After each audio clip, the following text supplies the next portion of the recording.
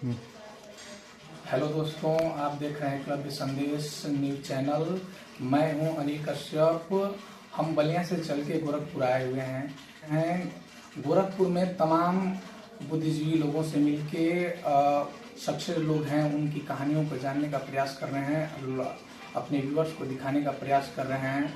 उसी सिलसिले में हमारे साथ बहुत ही काबिल शख्स उपस्थित हैं। उनसे मैं आपको परिचित कराना चाहता हूं। सर, सबसे पहले सर, क्लब संदेश में आपका स्वागत है। धन्यवाद आपको। मैं केपी निषाद, मैं मूल रूप से गोरखपुर जनपद के दक्षिणी छोर बड़हल के पूरा गाँव है गोरखपुरा, वहाँ के रहने वाला हूँ। तत्पश्चात स्कूली शिक्षा मेरा ग्रामीण क्षेत्रों में ही हुई है। उसके बाद ग्रेजुएशन करने के लिए मैं गोरखपुर यूनिवर्सिटी में 1900 आया और 1980 में भी काम किया।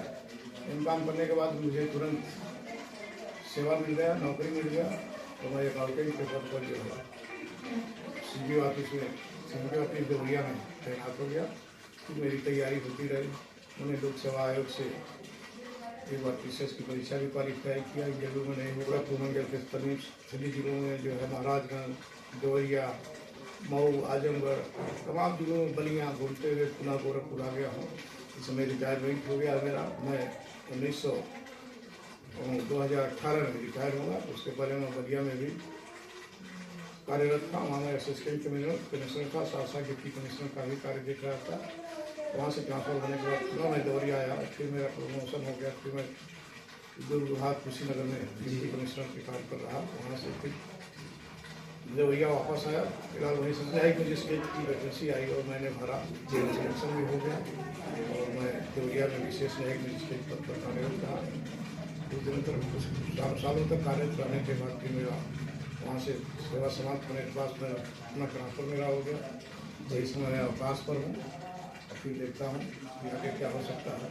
प्रयास मैं हमेशा प्रयास में लगा रहा, पढ़ने लिखने में हमेशा ध्यान रहा। काम करने के बाद जब मैं लखीमपुर खीरी में तैनात रहा, तो वहाँ से मैंने अर्थशास्त्र में MA कर लिया।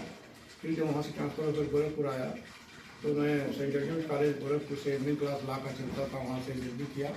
LLB करने का हमारा मकसद था जो है कि PCJ की परीक्षा में बैठूंगा, लेकिन उस समय जो है सेवा में रहने वाले व्यक्ति के लिए, सर्विस में सरकारी सेवा में रहने वाले व्यक्ति के लिए जो है वो अलाउ नहीं किया और कहा कि जो है रजिस्ट्रेशन मस्ट हो, तभी तो हो पाएगा, PCJ की परीक्षा में बैठ पाएंगे। फिलहाल मैं बैठ नहीं पाया।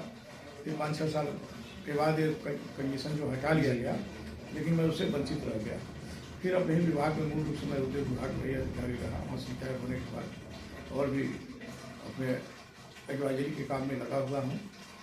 बहुत से केसेस जो प्राइवेट हैं उनको भी मैं देखता हूँ, खासतौर से अपने डिपार्टमेंट से संबंधित काम जिनको एडवाइस की जरूरत पड़ती है, जी उनको प्रॉपर एडवाइस देता है। सर, मैं जानना चाहूँगा, सबसे ज़्यादा मेरे व्यूअर्स युवा नौजवान हैं, तो मैं सर जानना चाहूँगा कि जो जज बनते हैं उसके लिए क्या क्या क्वालिफिकेशन होना चाहिए?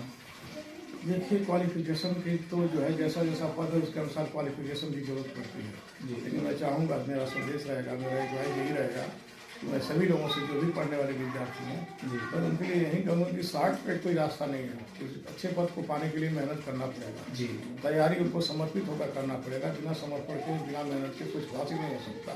अपवाद में कोई शॉर्टकट हो गया तो नहीं कर सकते, लेकिन बिना मेहनत के सक्सेस होना हमें नहीं लगता कि जो है कोई इस तरह की सफलता मुझे मिल पाएगी। मैं सभी लोगों को संदेश करना चाहता हूँ, खूब पढ़ें, मेहनत करें। सफलता प्राप्त करना है तो एक ही उपाय है, मेहनत, कड़ी मेहनत। विषय का जो विषय से संबंधित जो पद होते हैं उसकी तैयारी करें। साथ ही जो सामान्य कंपटीशन के पद है उसके लिए भी सतत प्रयास की जरूरत है। कम से कम 8-10 घंटे अपना समय निकालें। विषम परिस्थितियाँ हो तभी मत छोड़ें। बहुत से लड़के ऐसे होते हैं जो पॉवर्टी लाइन के नीचे रहता है, जिसका गरीबी रेखा के नीचे रहता है परिवार, तो उनके लिए मैं एडवाइस यही करूँगा कि एक टाइम कम खाएं, उपवास करना पड़े तो कर लें, लेकिन बच्चों को खूब पढ़ाएं, जहाँ तक सुविधा हो उनको दें। तो किसी तरह से अपने बच्चों, अच्छा दूसरी बात, बच्चे और बच्चियों में भेद मत करें, लड़के लड़कियों में भेद करें। लड़कियों को पढ़ाना उतना ही जरूरी है जितना लड़के को पढ़ाना अनिवार्य है। लड़का पढ़ता है तो केवल अपने को जो है स्वावलंबी बनता है, लेकिन लड़कियां अगर पढ़ती हैं तो पूरे परिवार को, पहले तो अपने घर में, और जब ससुराल जाती है तो वहाँ भी सब परिवार को जो है एक दीपक का काम करती है, पढ़ लिख लेती हैं। मेरा एक सलाह है कि सब बच्चे और बच्चियाँ समान रूप से पढ़ें। सर का कहना है कि जो बच्चे मिडिल परिवार से गरीबी रेखा से नीचे के जो बच्चे आते हैं वो एक रोटी कम खाएं। इसी पर मैं एक बात बता देना चाहता हूं कि संत तुकाराम जी थे, उन्होंने कहा है कि बच्चे अगर आपके घर में कपड़ा ना हो तो कपड़ा कम पहने, अगर रोटी नहीं हो एक टाइम कम खाएं, लेकिन अपने बच्चों को बिना पढ़ाए न माने। इसी